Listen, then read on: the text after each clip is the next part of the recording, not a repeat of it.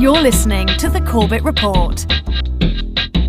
CorbettReport.com. What you don't know can hurt you sometimes, my friends, despite what the old saying would have us believe. And there's a lot out there that we don't know about. Well, welcome to the broadcast. This is Corbett Report Radio on Republic Broadcasting. I'm your host, James Corbett of CorbettReport.com. I'm coming to you every single night here on Republic Broadcasting live at 9 p.m. Central.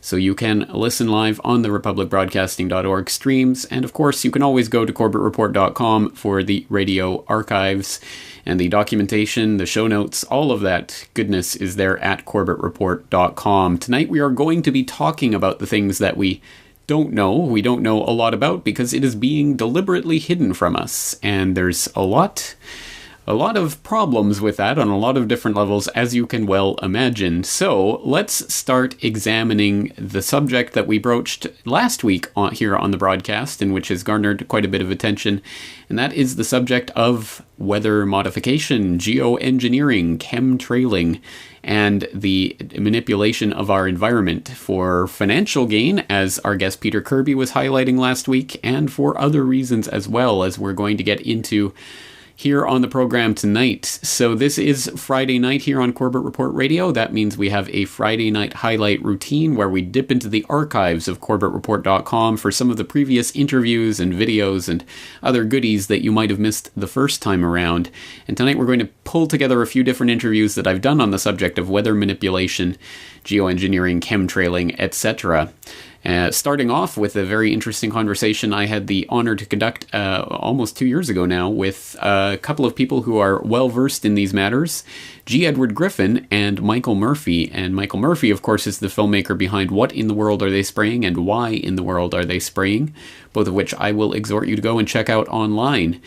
Also, we're going to be listening to a conversation I conducted with Rosalind Peterson that was part of my podcast episode on geoengineering and you. And if you haven't checked that podcast episode out in the archives, I suggest you do so because it has a lot of information on this topic. And then we're going to watch the video. If you're watching the video at home at CorbettReport.com/video or on YouTube or wherever else you find me in video form, you can watch the video, or on the radio you can listen along as we listen to my recent conversation with Michelle Chossudovsky of globalresearch.ca, again on the subject of weather manipulation and weather warfare, an increasingly important topic in these increasingly dark times. And surprisingly enough, it's a topic that is actually daring to be broached, even in mainstream media circles. I've cited this article a couple of times now, but I still think it's interesting that Yahoo would even post an article about this, let alone that they would actually broach the subject in a headline. But here it is. Could Iran's enemies really be destroying its rain clouds? And this comes from Yahoo News, and it says, Iranian President Mahmoud Ahmadinejad has reportedly accused his country's enemies of creating a drought in Iran by somehow destroying or co-opting its share of rain clouds. And it goes on from there. I think you get the tone of the piece from that opening paragraph. Oh, the crazy Ahmadinejad says they're somehow manipulating the weather. And they're playing the old, oh, I've never heard of that routine, which we know is a bunch of bunkum. But it's interesting nonetheless that this is actually, at the very least, getting some press, getting some headlines, getting some people to actually raise the question, wow, do you think they could be doing something like that? I mean, surely they will impose sanctions on a country that, in the case of Iraq, for example, will kill 500,000 children, but, oh, they would never think to use technology to manipulate the weather. And certainly they wouldn't have any technology for that, would they? Well, I think it's safe to say that the technology that the Department of Defense has in its arsenal is so far beyond what you and I could imagine that it would be ridiculous to sit here and believe that this is not already going on to some extent. So tonight we're going to start breaking that down, unpacking some of this, taking a look at some of the interviews I've done in the past on this very subject. So once again, I hope you will play along at home, and if you want, you can of course go to CorbettReport.com for the show notes for tonight's episode. That's number 237 for those of you keeping track at home. And you can find all of the show notes where I will direct you to the originals of these interviews and the podcast episode in question, etc., etc. Lots and lots of information to go through tonight, so I'm looking forward to it. Sit right back. We'll be back right after these messages. One day in Manhattan, Welcome. This is James Corbett of CorbettReport.com. It's the 1st of October 2012, and today we're joined on the line once again by our old friend Professor Michel Chossudovsky of globalresearch.ca, all the way on the line from my home and native land of Canada. Professor Chossudovsky, always a pleasure to have you on the program. Thanks for joining us again. Delighted to be on the program. All right, well, tonight I wanted to start talking about a subject that is something that not a lot of people think of. It's not in the forefront of a lot of people's minds when we're talking about some of these events like warfare and the possibility of warfare in various parts of the globe. Something that not a lot of people have on their plate when it comes to that topic is the possibility of weather warfare and modification of the environment itself, climate, as a tool of warfare. And this is despite the fact that there's in fact a voluminous amount of detail that has been accrued over the years documenting the fact that weather warfare and climatic modification is very much a reality. So let's start talking about that. I know you've written about that extensively for globalresearch.ca. Perhaps we can talk about some of the documentation and some of the companies that are behind this climate modification agenda. Well, first of all, I should mention that weather warfare is not something which is recent. It was used during the Vietnam War. Cloud seeding techniques which were intended to block enemy supply lines. But in the course of the 1990s, it has become increasingly sophisticated. And I'm referring to the development, what is called the High Frequency Active Auroral Research Program, HAARP, which is based in Gakona, Alaska, which is a system of high frequency antennas directed to the outer atmosphere, and which then can be used to trigger climatic instability in different parts of the world, as well as disrupt communication systems. We talk about ENMOD, environmental modification techniques for military use. Now, these techniques of climatic modification are, if we can trust military documents and statements of the US Air Force, they are fully operational. But there's absolutely no evidence. There are suspicions, of course. There's no evidence that these techniques have actually been applied. It's very difficult to actually test whether the activity of HAARP has led to particular climatic occurrences. But what is important to point out in the current context is that the United States... Sorry, the telephone. I'll start again. I think what is important to point out is that the United States, as well as Russia, have these capabilities, but particularly the United States in relation to HAARP, and they have acknowledged that they intend to use these technologies of weather modification, which can trigger floods, hurricanes, droughts, earthquakes, against enemies, namely, in the present context, Syria, Iran, North Korea, China, Russia, okay? And they explicitly state that these weather modification techniques have both offensive as well as defensive applications and can be used for deterrence purposes. In other words, we are in presence of something which is very diabolical.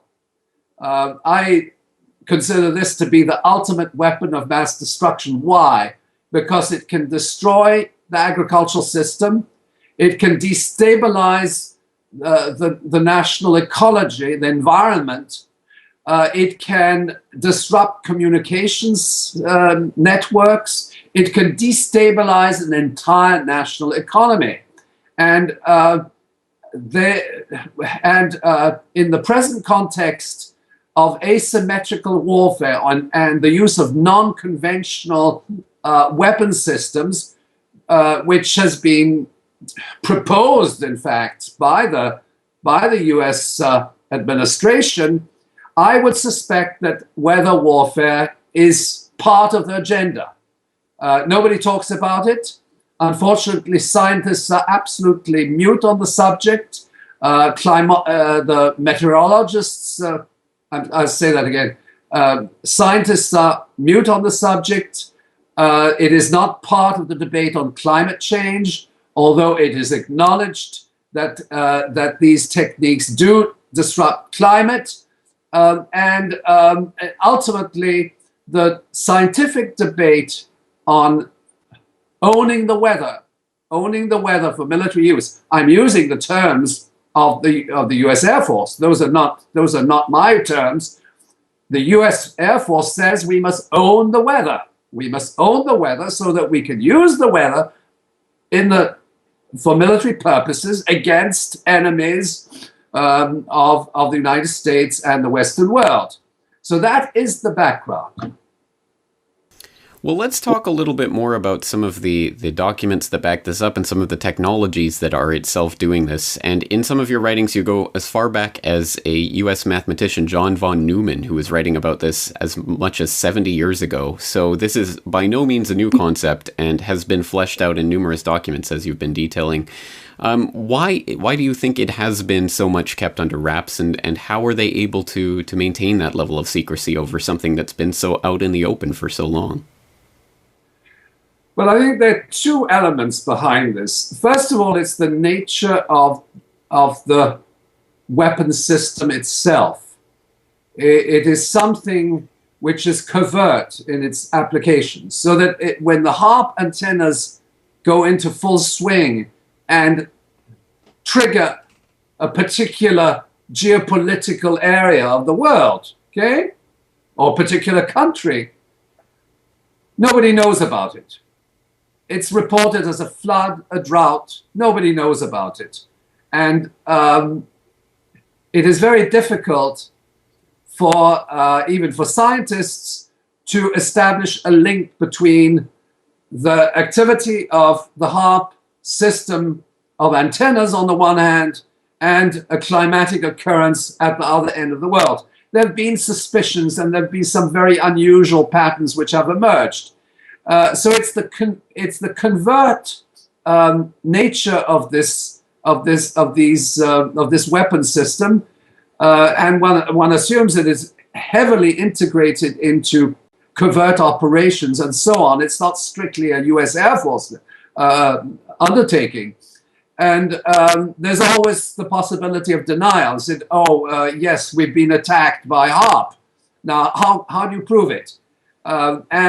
But on the other hand, there have been very few scientists which have had the courage to investigate that relationship.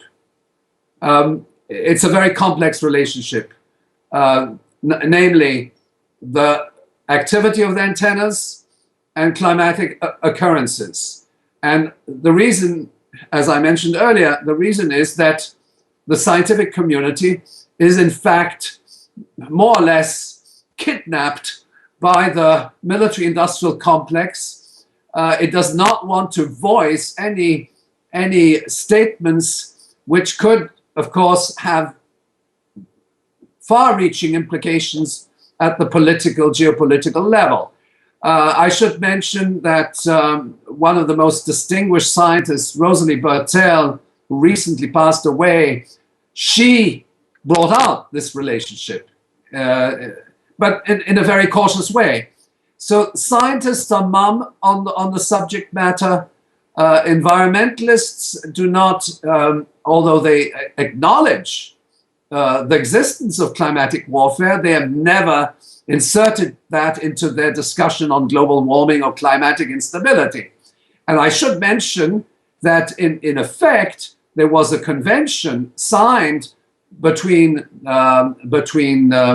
various countries, but specifically between Russia and China, going back to 1977, which it's a convention which bans the use of environmental modification techniques and recognizes their destructive applications. And at the 1992 Earth Summit, there was a reassertion of that basic protocol of 77 in the founding documents of the United Nations Framework for Climate Change, but in effect it was not really mentioned. And in all subsequent venues pertaining to climate change, Kyoto, global warming, the issue of environmental modification techniques for military use is never mentioned. Instead, people are focusing on green gas emissions and I'm sorry, I should say that differently. It's greenhouse gas emissions. Okay, let me start that again. The environmentalists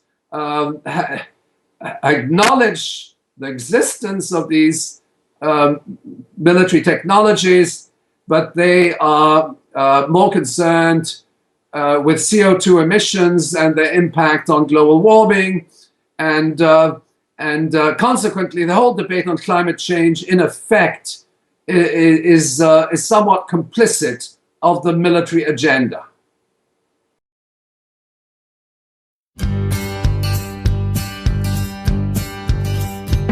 Afghanis in Afghanistan, Vietnamese in Vietnam, Iraqis in Iraqi land, we've bombed them all. White phosphorus and napalm too, bunker busters, daisy cutters, cruise missiles, B-52s, we bombed them all. For their prosperity, their freedom and democracy. Announcing the Corbett Report's 2009 video archive. Over 90 minutes of never-before-seen interviews and classic video reports, including These major actors, a handful of financial institutions, are picking up the real economy at rock-bottom prices. Very simply speaking, I think there can't be any justifiable wars. Well, and I think this is all basically also a big hat tip to the work that Project Censored does. And that is one of those things that, again, is always a big effective tool in the InfoWar, is that sort of in one link you could send that out and have someone read that list and just go, oh my God, I didn't know these things.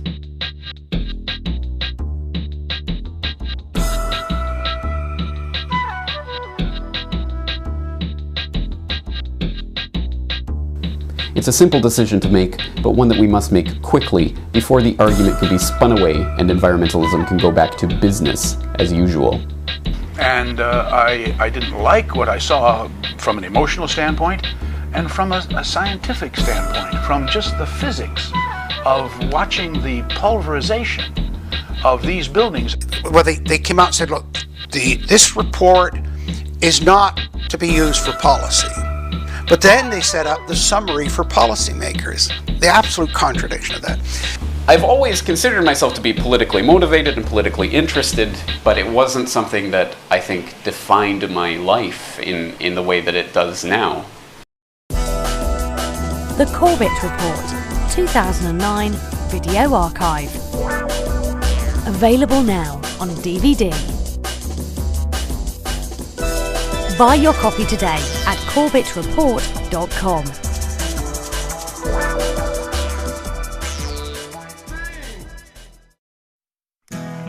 Well, what I've uncovered is that right now, for example, they have what they call geoengineering, which is upper atmospheric modification. And one of the things that's been happening is the U.S. House of Representatives has held 3 hearings, one in November 5th last year and 2 this year in February and March, to have some talking about global geoengineering governance, drawing up plans to put up particles and chemicals or do other atmospheric experiments to reduce the amount of direct sunlight reaching the Earth. and this is ostensibly to cool us down. But the type of chemicals and particles that they're talking about putting in the atmosphere are likely to produce acid rains when they come back down, like sulfur, and they're likely to do other damage to the environment. And when you release the amount of direct sunlight reaching the earth, you start to reduce photosynthesis. And without photosynthesis, all plant life will lose the energy to grow. Crop production will be reduced. Without direct sunlight, you start to have a lack of vitamin D and the associated health effects.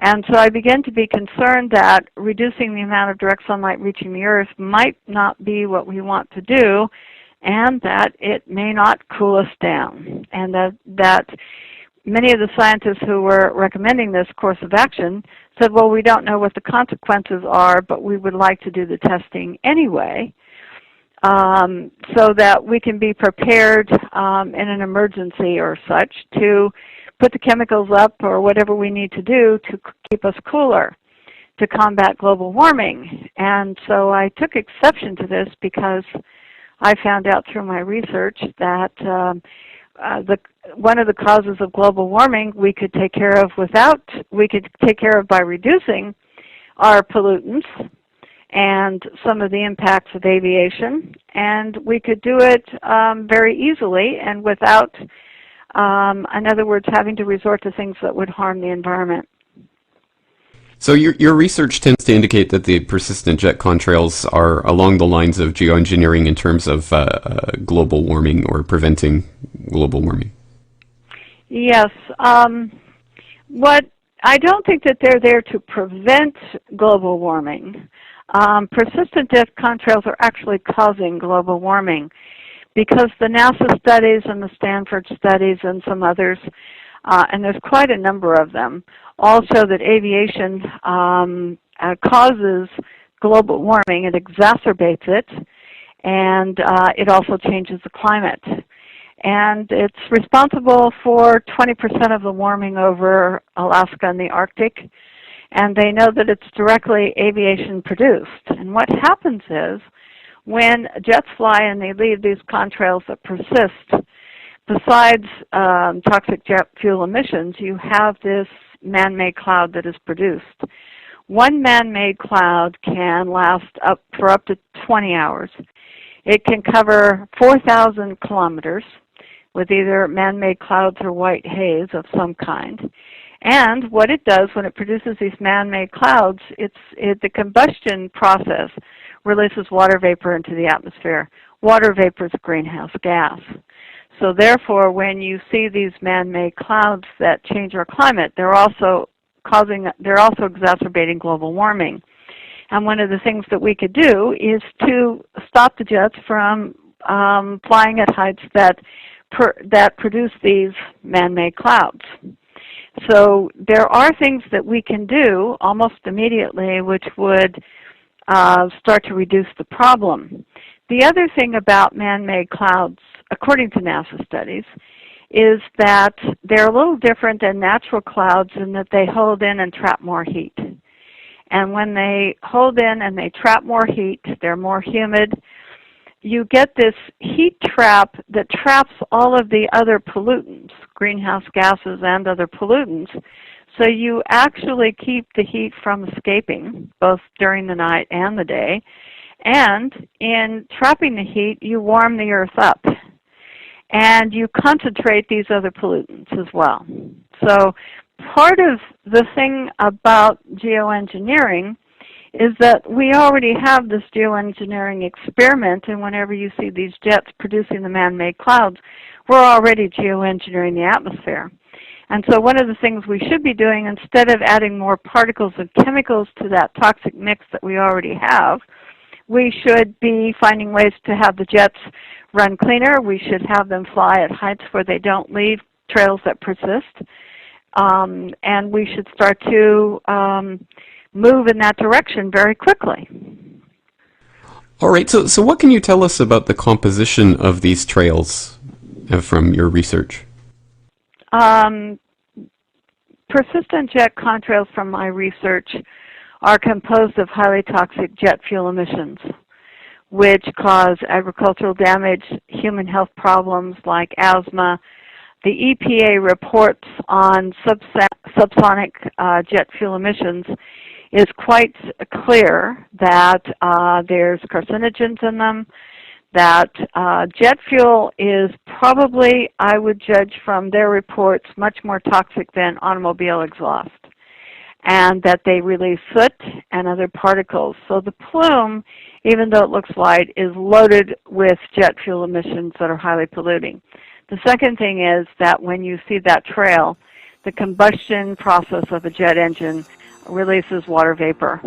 And so what happens is you get this greenhouse gas that mixes in with this, and you can have some ice crystals in it or not, depending. But what happens is that this is a highly toxic mix, and its impact on agriculture, human health, all these things is quite high.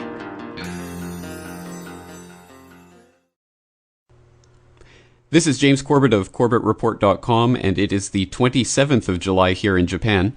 Joining me on the line today is filmmaker Michael J. Murphy and legendary researcher and author G. Edward Griffin, who are currently combining forces to create a new documentary about the ongoing stratospheric aerosol geoengineering campaign, commonly known as chemtrailing. And that documentary is called What in the World Are They Spraying? And the trailer is widely available online. Gentlemen, thank you very much for joining me today. Well, thanks for inviting us, James. Yeah, thanks, James. An honor to be on your program to talk about this important issue. Well, it is definitely an honor to have you here because this is an extremely important issue. So, Michael Murphy, let's start with you. Why don't you tell us about how you came to start working on this project with Mr. Griffin and what prompted you to take up this subject in particular? Well, it was real interesting because, like most people, the first person that told me about the aerosol spraying, I really thought that they were completely crazy. But a couple months later, somebody had actually pointed it out and showed me a plane spraying aerosols into the sky. So naturally, I began to research this on the internet and developed a curiosity. But what really had propelled me into becoming more and more interested was back in February, where there was a geoengineering conference in San Diego, which I had attended, and I wanted to learn more about these programs. And for 3 days, geoengineers proposed their programs of stratospheric aerosol geoengineering, which essentially were programs to spray 10 to 20 million tons of aluminum and barium into the upper atmosphere for what they said was the stated goal of cooling the planet, which is very shocking because during that meeting I had learned actually, how damaging both aluminum and barium, and we can talk a little more about that further into the program, about the toxicity, both not only to human health but also to ecosystems.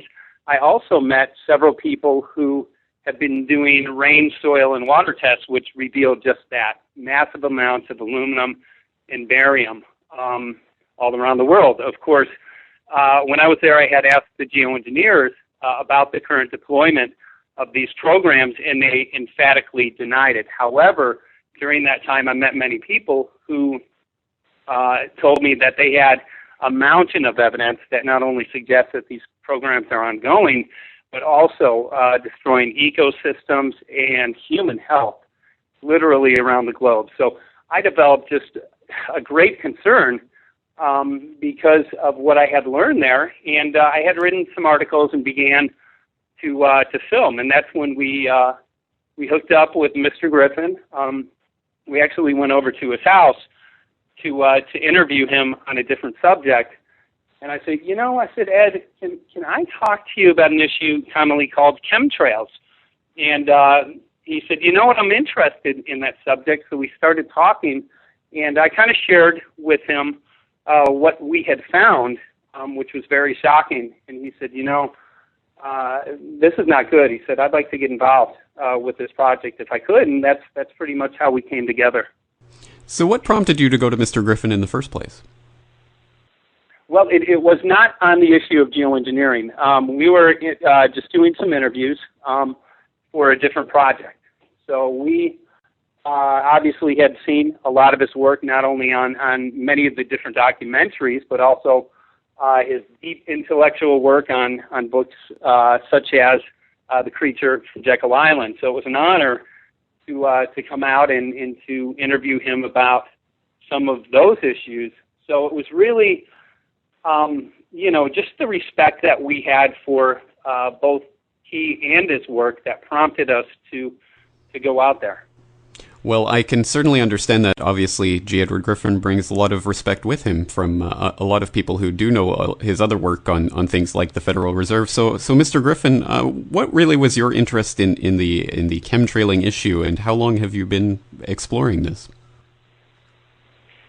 Well, I guess the honest answer to that is that my interest began probably around 10 years ago when I started to observe it in the sky. I thought, what in the world are they spraying? And it was amazing to me from the very get-go how many people could look up in the sky and either not see the spraying at all, not notice it, and it was so obvious, or if they did see it, they were perfectly content to accept the explanation that it was just normal jet trails, vapor trails. And to me, it seemed so absurd that that anybody could believe that when you compared real jet trails, which I've been watching all my life. They're little tiny vapor things that travel along behind the aircraft, don't last probably more than maybe half a mile behind the aircraft, and then they are absorbed back into the atmosphere. And then you compare that with these vaporous trails that spread all over the sky, and within an hour or two they've milked up the skies. You can hardly see the sun. What do you mean? How can you believe that is just a plain jet trail? So I became kind of curious not only about the jet trails, but I became curious about the way in which people can be convinced of something that is so obviously not true, simply because they heard it on the television or they hear it from some authority. And so I was in a state of somewhat I guess you'd say anger about that, and great disappointment in the human race that so many people could swallow this line. And then I thought that surely somebody who will do a great expose on this, somebody better qualified than I. I was tempted at one time. I thought, no, there are plenty of engineers and pilots and scientists who should tackle this. Well, the years went by, and there really wasn't anything of definitive on this study. So when Mike and Paul showed up at my house that day, and they were already determined to do something with it, and they apparently had the skills to do it, I thought, well, isn't this an opportunity to jump on board and see if I can help? So it was a thing that grew over many years, James. Right. Well, that's very interesting, because I have almost the exact same reaction to the way that people are able to convince themselves that what they're seeing is completely normal and usual. And I remember at one point trying to point out to someone that what we were seeing was not cloud, and that we had just watched the sky be painted over, but they were just unable to see that. And I think that is one of those frustrating things that really makes you question people's ability to understand something of this size and magnitude. So that's why I think this documentary is so hotly anticipated, and everyone is looking forward to it. And just on that note, I understand that we can get some information about this from truthmediaproductions.com, but is there a website for this documentary specifically? Well, there isn't one really that's up and functioning yet. There will be, of course, as soon as the production is available. But anyone who wants to learn as much as we already have about it and wants to get online and be notified when the video is finally released, they can come to our Reality Zone website. That's pretty easy to remember. It's realityzone.com. And the minute you get there, one of the big advertisements, one of the big panels that'll be right there on screen is a notification about becoming an angel, is how we say it. We were looking initially, and still are looking for people to help us finance this project, and we've been very, very happy with the positive response we've received. If it hadn't been for people from all over the world helping us out financially, there's no way that we could have, put this production together as quickly as we have been. But other than that, people can come online, see what we have already published about it, and be ready to receive a notice when the DVD is finally released. So that's realityzone.com. I certainly hope people will check that out and think about becoming an angel investor in this, because it is so important that people do support the documentary filmmakers who are not being funded by major corporations. So on that note, Michael Murphy, I understand you've been working on this for quite some time. How much footage do you have, and how many interviews have you conducted? Oh my God, we literally have hundreds of hours of footage. We've conducted, I would say, roughly about 60 different interviews, and this comes from just a wide range of professionals, physicians, scientists, people who are really qualified to talk about what we're finding. What we're finding, can I go into that, James? Absolutely, please do. Yeah, it was interesting because, again, I'm going to go back to geoengineers models, which were proposing dumping 10 to 20 million tons of aluminum and barium into the atmosphere. People are finding elevated levels and alarming levels around the world. And I'll give you an example of the snow on Mount Shasta. Mount Shasta is removed far from any industry. As a baseline, it should have about 7 parts per billion of aluminum. A test was done by Francis Mangels, a retired 35-year USDA biologist, and he had sent the test into a government lab, and it revealed test results in drinking water allowables. Before I tell you the numbers, will only allow for 50 parts per billion. Government action, according to Francis, is required at 1,000 parts per billion. The test that was taken on Mount Shasta revealed 61,100 parts per billion of aluminum. That is extremely high. And I want to say that because I want to go into this. Aluminum is very toxic, both to human health, and God, for the past 7 years, we've seen an incredible increase in aluminum-related illness. It's going through the roof, such as Alzheimer's and many different neurological disorders. Barium, which is being found in very high content, lowers our immune system, creates high blood pressure, and a bunch of other illness. And the real thing that we had initially started finding was in Northern California, as well as around the world, they're starting to see a die-off in the forests, and insects are dying, amphibians are dying. So when we went up to Northern California, that was one of the many different locations that we went to in filming this, and had spoken to many professionals. They had started testing, and what they found that the pH of their soil was at a minimum 10 times the normal pH.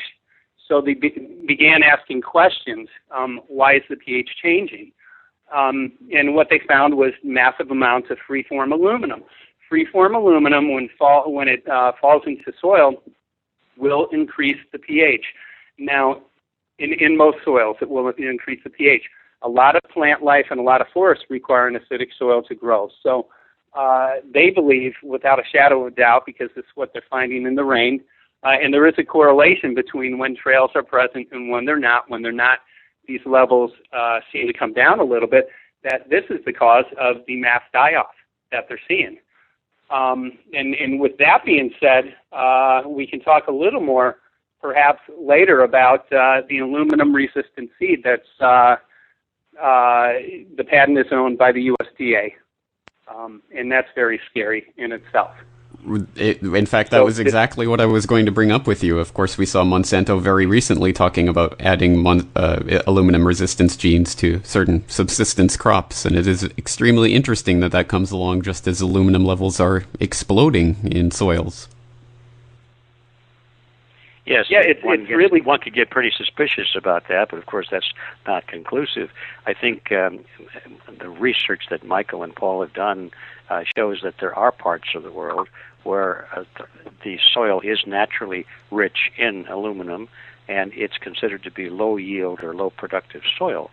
And so therefore Monsanto and other seed producers can logically claim, well, they're just developing the aluminum resistant crops for those parts of the world. But, those of us who have been watching Monsanto for these years have a very highly raised eyebrow over the whole thing. Well, yeah, absolutely, and for good reason. But of course, we should give benefit of the doubt where there is some to be given, because we want to build the strongest case possible. So let's talk about some of the other things that you've uncovered. Obviously, you have talked to a lot of people who are skeptical that there is stratospheric aerosol geoengineering happening right now. So what kinds of points do they raise, and what information have you been able to surface that contradicts that? Well, I mean, there's literally a mountain of evidence coming up around the world that these programs, A, are real, and B, a threat to human health and ecology. Now, we've spoken to a lot of people who want to always go back to NASA science about contrails, and they talk about how contrails can change depending on the humidity and the level and these different weather conditions, which, it might be true, but they never address the fact about aerosol spraying. They always come back to contrails. And I always tell them this: I believe in contrails. I've believed in contrails my entire life. I don't refute that contrails are real. However, what we are seeing and what we're finding, I mean, it's really hard to cover up the mass contamination that's been found around the world, and they cannot address that issue. And I always tell them, once you tell me where the massive amounts of aluminum and barium are coming from, if you can identify that, then I will stop looking into this. But nobody has been able to do that. We have also just gotten back from a trip from Washington, D.C., and I had several interviews with congressmen and people in Congress, and then a few senators as well, and none of them were willing to really address the issue of current deployment of these programs. So, it appears that when you start bringing facts to this issue, which we certainly are, and we believe that through our investigation, we're bringing not only a mountain of evidence, but proof that these programs are real, nobody has been able to refute us publicly. Now, we have had critics in many different websites who appear to be pro-contrail and criticize a lot of our work. Ed and I have made efforts to contact these people to get them to interview with us, and all of them up to date have wished to remain anonymous. So that draws a lot of skepticism about their credibility as well. Well, it's very hard to debate someone who wants to remain anonymous, isn't it? So it is interesting that they would choose to go that route. But, well, that is very interesting. So let's move out a little bit and talk a little bit about an issue that I think is, in one sense, it's just semantics, but in another sense, it seems to be a sort of an underlying point of this debate, that a lot of people shy away from the term chemtrails, and we see all sorts of different proposed names for this, including stratospheric aerosol geoengineering. To what extent do you think that that's merely a semantic debate, and to what extent does that actually go to the root of defining what it is we're facing? Well, I'll address that one. I think it's primarily semantic, because it's really basically the same thing. It's just that I think what they're trying to do, James, is hang sort of a negative aura to the word chemtrails, to make it sound as though anybody who even uses that word is a little bit wacko. I think they're trying to do that. They're not succeeding, but I think they'd like very much to do that. I don't really care what you call it. The fact is that you can look up in the sky and you can take the measurements of what's falling out of the sky, and you can see that those are chemtrails. So, yeah, I think it's semantic primarily.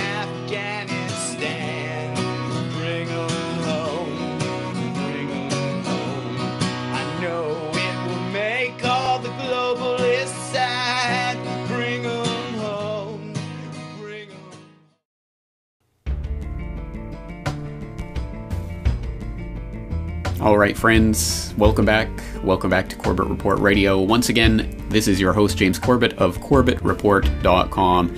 I want to thank you all for tuning in for tonight's broadcast. Once again, we've been listening to an array of interviews on the subject of weather manipulation, chemtrailing, geoengineering, all of those very important subjects. And there's a lot more to be said on this, so we will continue to cover it in the future. And I do have a GRTV report on this very subject that I hope to be coming out with next week, so keep your eye on my YouTube channel for that.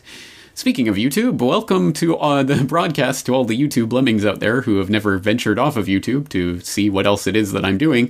For those people in YouTube land expressing bewilderment at all of these videos coming out all of a sudden as if I've suddenly created 50 hours of videos in the last 2 days, welcome to the last several months here at CorbettReport.com. And if you ever get off of YouTube and check the website, you'll notice that we've been doing these videos for quite a few months now. So welcome to the broadcast. I'm glad you could finally join us there in YouTube, and I hope you will get off of YouTube and boycott the Google system that is enslaving you. That's just a little note for all those YouTube people out there.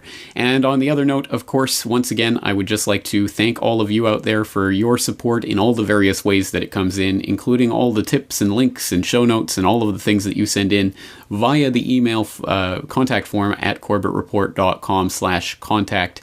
It is appreciated, and once again, I do make my best possible effort to go through all the information that comes in, but I physically, humanly, there are not enough hours in the day to look at all the documentaries and things that people send in, so I'm doing the best I can. I hope you'll bear with me if I'm very slow in responding, and sometimes I just cannot get to all of it. And on that note, of course, the best way to support this work that I'm doing and this website and all of the information presented herein is simply to spread the word about this, pass the word on, work it into conversations with others, pass DVDs out to complete strangers on the street, however it is that you want to get the word out. Just make sure that you do start inserting this into your everyday life, because we have to start taking this offline and getting into the real world to really put this information in people's faces.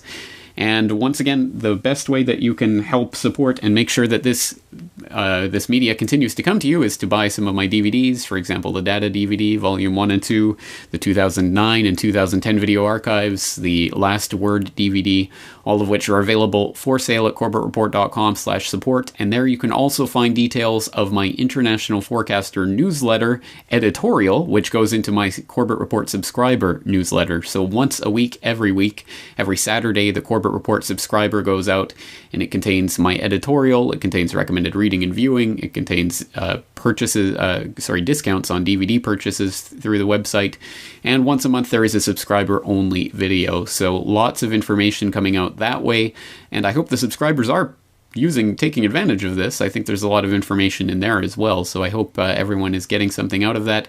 Once again, that's for as little as 100 Japanese yen a month. That's about $1.40 a month, so less than a cup of coffee a month. You can help to support and keep this independent media coming.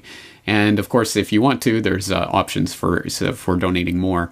And for all of those people who are writing in to tell me about Bitcoin and how I should get on Bitcoin, I am working on it behind the scenes. I've downloaded Bitcoin QT and I'm trying to get it set up, but it's taking literally jillions and billions of hours to synchronize with the network. So if and when I ever get that up and running, don't worry, I will let you know for the people out there who want to contribute via Bitcoin.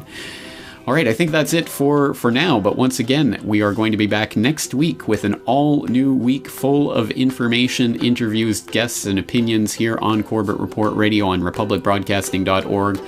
I hope you'll be there with me to go over all of that information, and it's going to be, again, another week full of information, including my podcast episode, which will be out next Monday on the subject of Vince Foster, picking up from where we left off on last week's podcast episode, Meet the Clintons. So I will exhort you all to go and check out that podcast episode if you haven't yet to find out more in the first part of the story, and the second part will be out on Monday. On that note, I think that's going to be it for me for the weekend. I hope all of you are having a good weekend. I want you all to take care, and I'm going to be talking to you again next week. So until then, thanks for listening. Take care.